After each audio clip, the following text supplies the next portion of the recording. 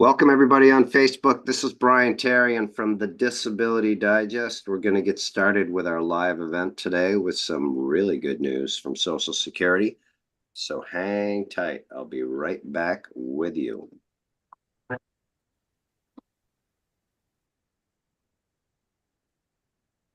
right, I'm in. All right, Philip, you're in. Got the invite. Did you get the invite, Ivy? I love this new technology stuff.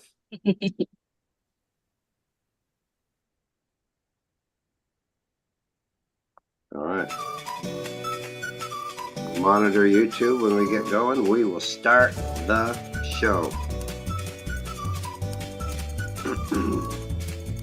Happy Thursday.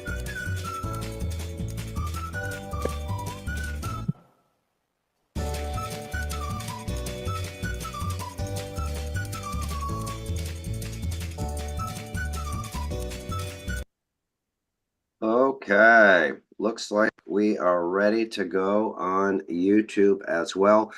Welcome everybody on Facebook. Philip Price, good to have you here. Ivy, great to have you here. All of you out there, it's Brian Tarian from the Disability Digest with my new voice for today. I hope to get through the show. And today I have I think it's the best news that I've heard from Social Security for those of you that are trying to get your benefits and keep your benefits, at least in the last year, maybe longer. So I'm excited to share that with you today. And I've got the updates and the regulations and all that stuff. Also, we are going to, I got to turn my camera on here. We are going to take some questions today that you may have. So if you have questions and you're listening out there, you can enter them into the show on Facebook or on YouTube. And yeah, that's what we have on tap, right? Sound good? Yep. I like your new look, Ivy. That's perfect. Thanks. Good, good. Hey, for those of you out there, perhaps there's some of you that are new, or welcome back if you're not. Here at the Disability Digest, our focus is to be your trusted resource for your disability benefits. And that could be if you're trying to get them, or you've already approved and you want to keep them or maximize them. So we've been doing this since 2006, and the members that we serve at the Disability Digest is about 192,000 now. So we've learned a lot from their activity, and our goal again is to share that with you and make the process a lot more stressful so you can get them and keep them. And I want to share with you, Philip is here. Philip runs arguably one of the most popular Facebook groups out there that helps people get their disability benefits. And Philip and the Disability Digest have teamed up because the group is a wonderful place for support and resources and general information, but it doesn't provide the technical, detailed how-to courses and information from experts that the Disability Digest has to help people get from where they're going, get to where they're going faster. So that's our working relationship with Mr. Philip Price. Good to have you here. Good to be here. Trying to get my camera set up right. Are you? All right. Well, I'm going to get into it right now and share my screen and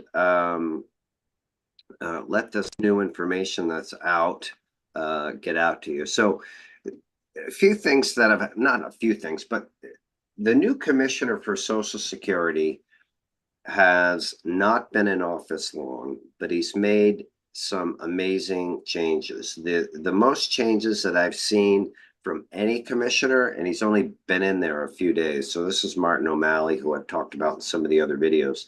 And I think once again, he's spot on in what he's doing with these changes. So the first change is, and this looks like some real sophisticated, document. Maybe it is, but I put the link in the show notes for the on YouTube, so you can go over there and check it out. But this adjustment, if you will, is a notice for Social Security workers to discontinue the continuing disability reviews for the rest of 2004. So if you're approved for your disability benefits and are like sitting on pins and needles, like when am I going to get my review? Or you've already received your review and maybe you're scheduled for an exam that's coming up. This order that's been put in place is to put a pause on all those. Why are they doing this? Well, the reason why they're doing that is Social Security is short-staffed, and that's caused a lot of the problems with the backlogs that are for disability applicants. So I'm going to pivot a little bit to the next notice that's been put out. And this link is also over on the YouTube show description. And this is recent information about the disability determination process, which this information has been difficult to come by, but now the commissioner is getting us like data that we can understand and communicate to you pretty much like not real time, but good time. I made that one up. Good time. That's pretty good. So here is what the issue is. As we look down here, the disability decision time. Now, this isn't getting an approval. This is you submit your initial application to Social Security today. You can expect a 215-day wait period. Now, that's down a little bit. It was 233 days, so there is some progress there. But it's still nowhere near what it should be. It should be like 90 to 120 days is what the expectations that are set. So why did they do this? That's where I'm going with it. Is Social Security, to get that number down to a reasonable range, needs to hire 400 more disability examiners. I don't know if that's realistic or what the time frame is. I'm just not tuned into it in that detail. But what they're doing with the efforts to pause the CDRs is they're taking that energy and they're putting it into getting the backlog for those of you that are trying to get approved down, which I think is fantastic. And not only the annoying wait time, but there is no secret from the commissioner that there's been 30,000 people averaging annually that are passing away while they're waiting for their disability benefits. How many of those could be avoided? I don't know. But even if it's one life that could be saved by having this operate, more realistically would be better. So those are the two things, just to recap. You're off the hook for a CDR for a few months, and then you hopefully are going to start to see that time come down for disability decisions. And this would apply to your initial decision and also your reconsideration decision. The hearing backlog is not too bad. It's actually at a decent level. I'm going to share with you a few other pieces of information in this report here. This is the average processing time. So this is when an application goes into a system, when it can receive a decision, 7-year trend, and going from the left, which is low, to the right, which is high. There's no secret to that. And then down here is more of a drill down on where the challenges are. So if you look at an average by state, like all these southern states have a real over 220 days, but it's not all of every state. Like if you look at Florida, you'll see there's some big chunks of green. I don't know if many people live there. But it's not all, or Texas. Texas has some spots that are red, but not all in red. So when they look at the average, you'll see that these southern states are red. And of course, I want to give a shout out to the great state of Vermont. We are in green, which is good.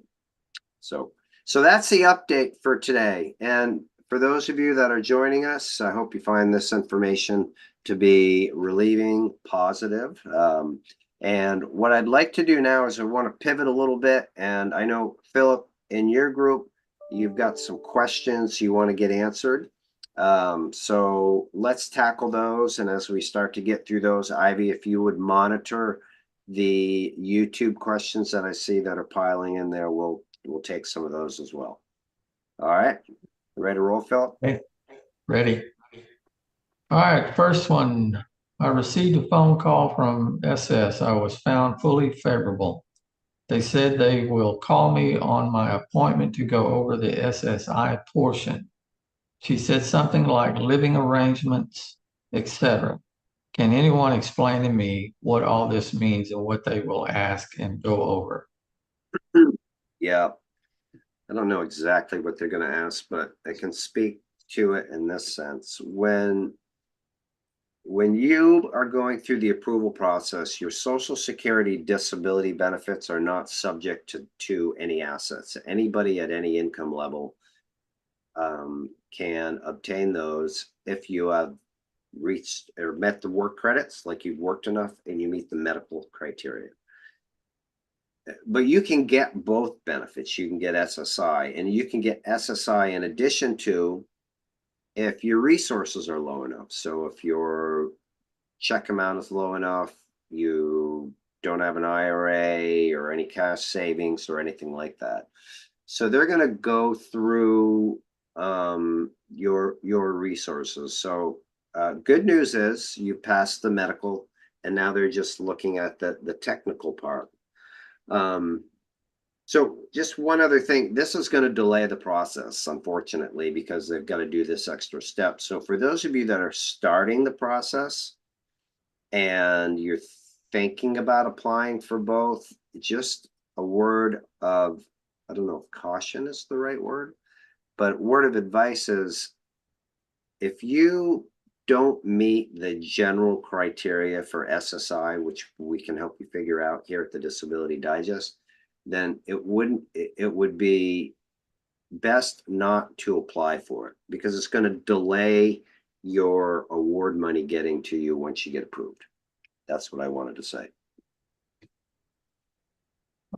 Next one is there a way to win with little documentation? I know VA and SSA have different criteria. I'm 100% P&T with VA and go to required annual appointment, but not so consistent with mental health as my primary care doctor was doing a lot of it. I was denied. He goes on, he says, I was denied initially and am thinking about filing for reconsideration. Yeah. It's a good question. The first thing I would say about, I'm going to address the filing for reconsideration. If you look yourself in the mirror and say, hey, I can't work 5 days a week, 40 hours a week, I don't know your whole deal, then I would file that appeal, because if you don't file it, and you want to pursue your benefits later, you have to start all over again, and you lose all of this time from when you started until now, meaning that period you cannot get any benefits for, right? So, and we could drill down and help you a little bit more on that here. Well, actually a lot more at the Disability Digest. The second piece is medical. I don't know what your conditions are, but if you have like a permanent condition that is being treated and you're following the treatment regime from your medical team, then there may only be certain treatment for it. You know, so like if somebody is a double amputee, that there's not anything really to treat. So it depends, is what I'm saying. Yeah. All right. If I'm awarded SSDI at age 58, can I still apply and receive my widow benefits at 60? You could, but you only get one check. So it's going to be the higher amount. So I would look at the widow's amount and look at your disability amount and the difference. Got some good questions today, Philip. Yeah.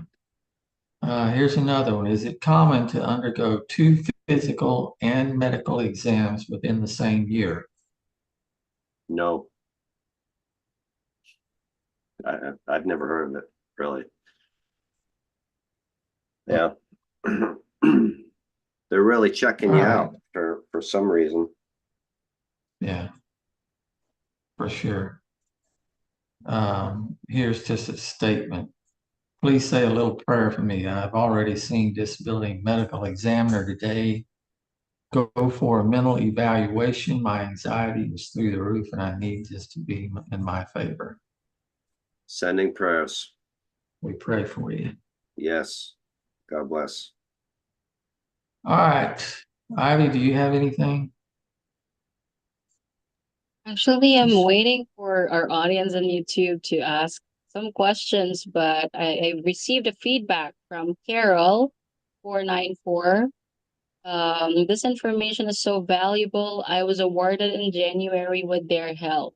So congratulations, Carol. Shout out to you. Mm-hmm. Good job. Yeah. Yeah. And from Carrie Stairs, I'm in my 300th day in the reconsideration phase in medical review. That's a long time.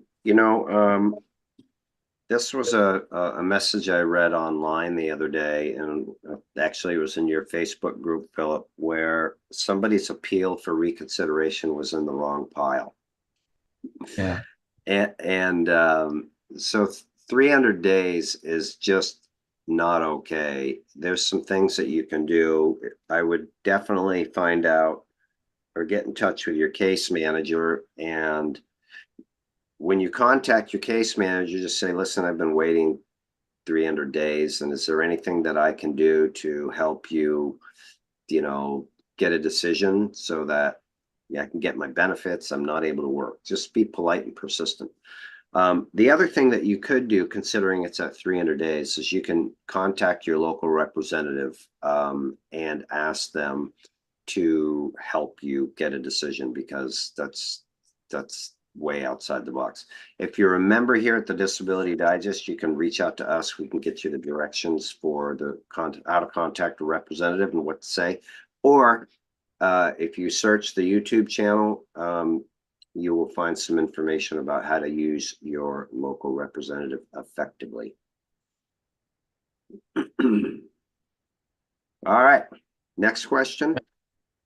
Another one here says, just a question. Say you're 50 and you get approved for SSDI. How long will you get it? How long will you get it until 65? And if it turns into retirement check, does the amount change or stay the same? All right, good question. So the age piece of disability, once you're approved for your disability benefits, that's your check amount for life. And except for the cost of living increase that you receive annually. And when you reach your full retirement age, the Social Security Administration just changes the type of benefits that you're receiving from Social Security disability to full retirement age. However, a few other things that you may want to know about. When you reach your full retirement age, you're no longer subject to the earnings limitation or the continuing disability reviews.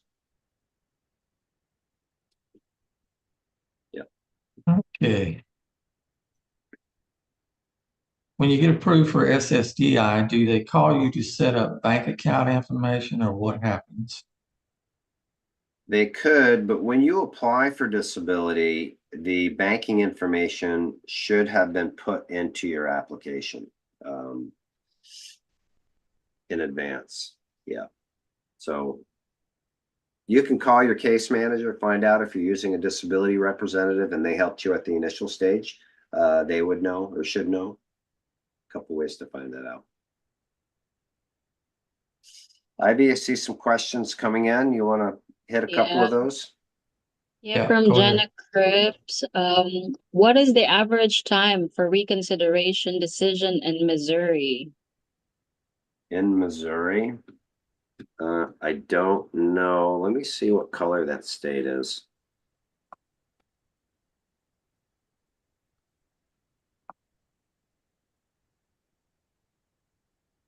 boy. It's kind of fuzzy there. Let's do this.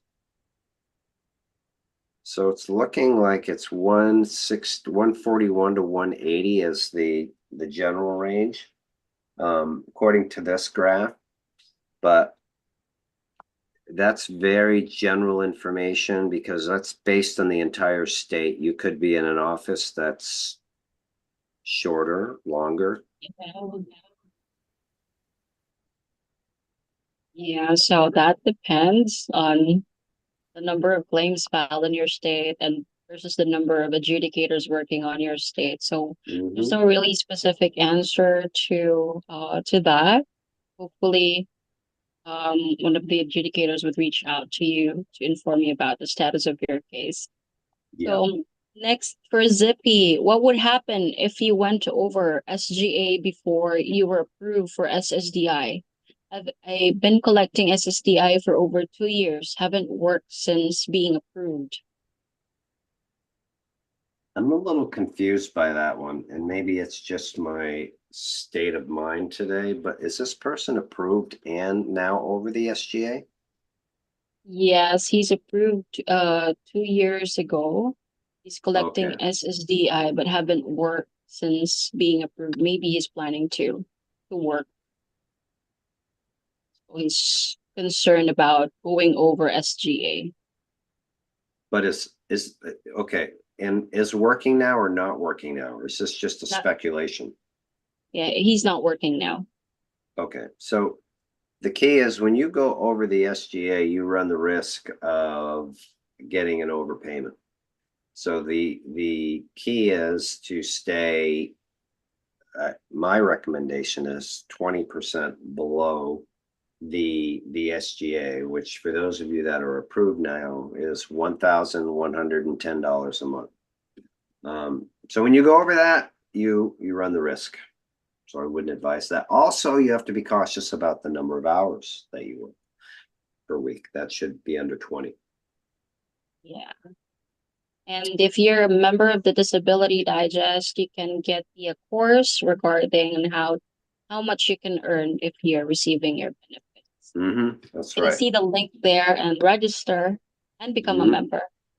And next question from Cheryl. I receive SSDI, but I do not think I'm eligible for SSI. What are the requirements for SSI?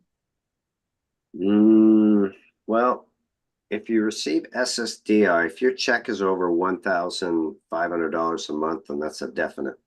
That would put you out. Or if you have a spouse that's working, that would put you out. But the general rule is this: as an individual, if you have $1,500 or less of monthly income and no resources, and you could access some level of Medicaid assistance. And if it's really low, it could be the cash component. If it's over that or the other criteria that I mentioned, then likely not. Medically, it still has to be the same, though. So meaning medically, oh, you need to have the medical criteria? Is that what you're saying? Correct. Yeah. Yeah.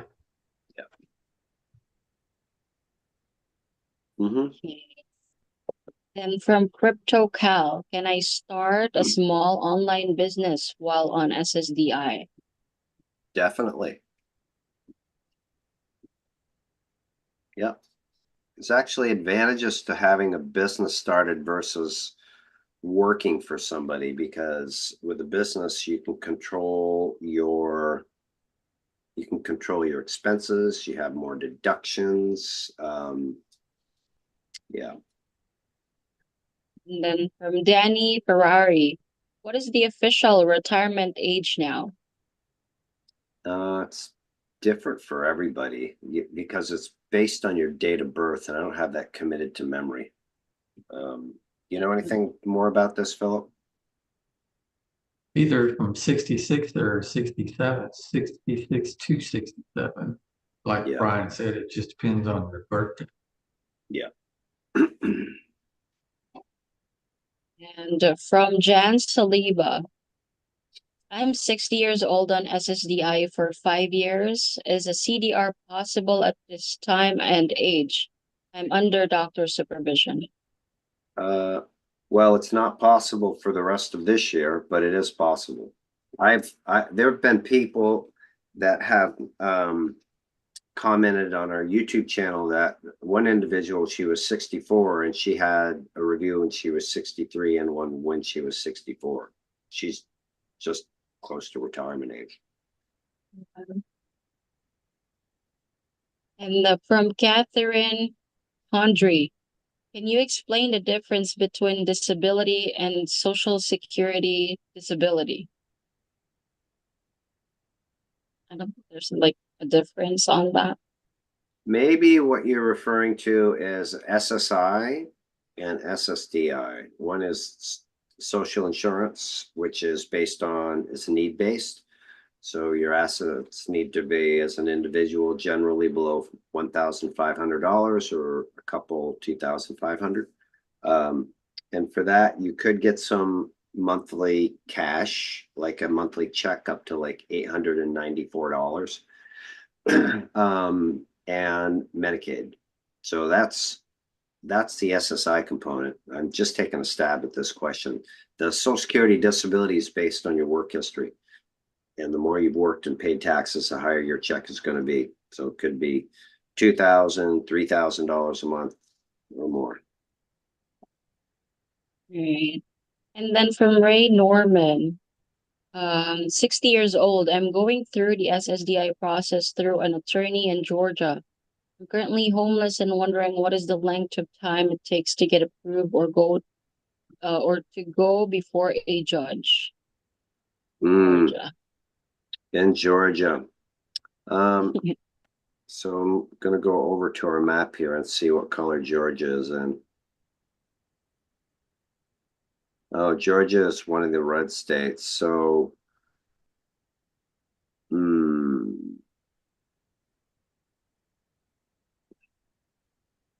this is showing over 220 days.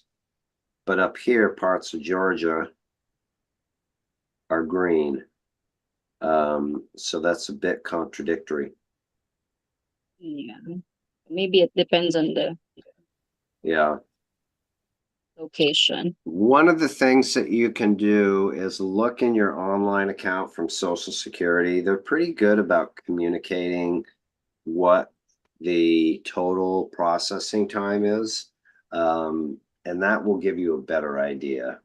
Also, it's not clear to me what stage you are at in the case. I mean, if you're waiting at initial and reconsideration, that's going to be different than hearing, because there's not much of a hearing backlog right now. So that's my advice. All right. And then we've got like an advice from Gregory Washington regarding Phil's question from Facebook about the bank. Once approved for SSDI, you can always go to your local Social Security office and make changes to your banking information. I know because I had to do it twice. Thank you for your input. Yeah. From J1S, if I'm 100% P&T and get insurance from the VA, and I have been approved for SSDI, do I need to Medicare from SSDI, or can I deny it to receive more pay from SSDI? You can deny Medicare Part B if you have credible coverage, and using the VA, or even if you have TRICARE, is not viewed as credible coverage.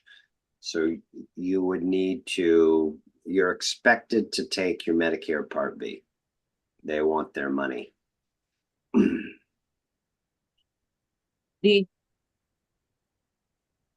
Okay, that's for me for now.